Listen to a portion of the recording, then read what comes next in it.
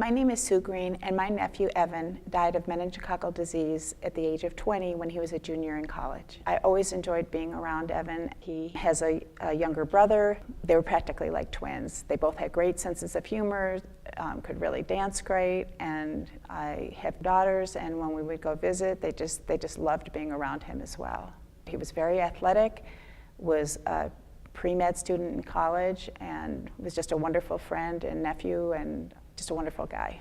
I was pumping gas and checked my phone messages, and I got a message from my sister that Evan had bacterial meningitis, and she and her husband were, racing to get to the hospital to see him.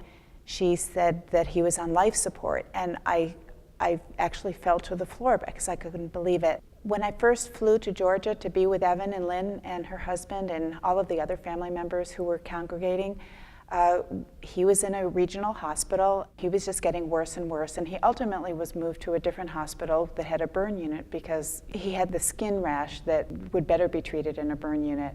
And ultimately, I had to watch my sister and her husband make the agonizing decision to amputate his arms and legs.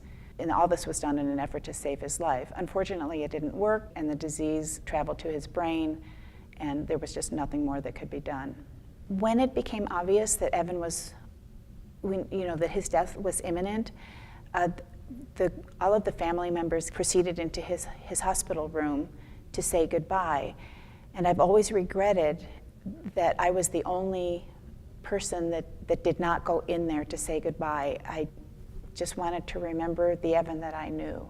I had heard of meningitis, and I knew it was a serious disease, but I didn't realize it could result in the loss of life in limbs. I didn't realize that it could result in loss of hearing. Adolescents, children, anyone eligible to have this vaccine should get it. And I think that getting the meningitis vaccine is just part of parenting, being responsible, and caring about your children.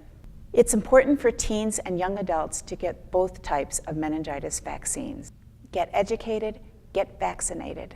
For more information, visit nmaus.org.